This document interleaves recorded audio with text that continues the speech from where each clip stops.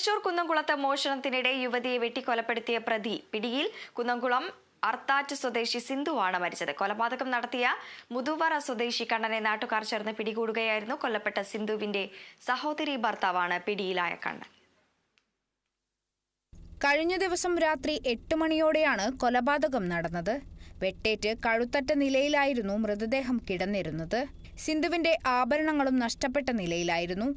മാസ്കും കറുത്ത ഷർട്ടും ധരിച്ചെത്തിയ പ്രതിയെ നാട്ടുകാരിൽ ചിലർ കണ്ടതും തിരിച്ചറിഞ്ഞതുമാണ് മണിക്കൂറുകൾക്കകം പിടികൂടാൻ സഹായിച്ചത്.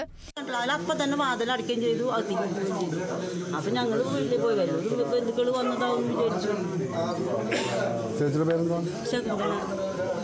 ചേച്ചിയുടെ ഏകദേശം എത്ര മണിക്കാ സംഭവം? 8 മണി ഉണ്ടാവില്ലേ? എന്ത് കളർ ഡ്രസ് അങ്ങനെ എന്തെങ്കിലും കണ്ടിരുന്നോ ആളെ? കറുപ്പ് ബനിയനായിട്ടിരിക്കുന്നത്. കോളറുള്ള ബനിയൻ. ഇത് ആള് ഏത് വഴിയാ? ഫ്രണ്ടിൽ കൂടെ തന്നെ വന്ന്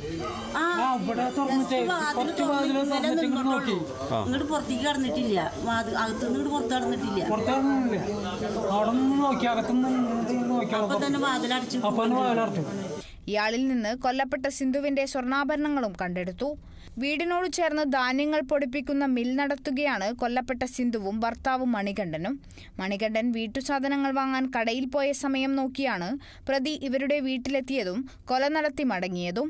പ്രതിയെ കസ്റ്റഡിയിലെടുത്ത പോലീസ് ചോദ്യം ചെയ്യുന്നതിന് കുന്നംകുളം സ്റ്റേഷനിലേക്ക് രാത്രി തന്നെ മാറ്റി.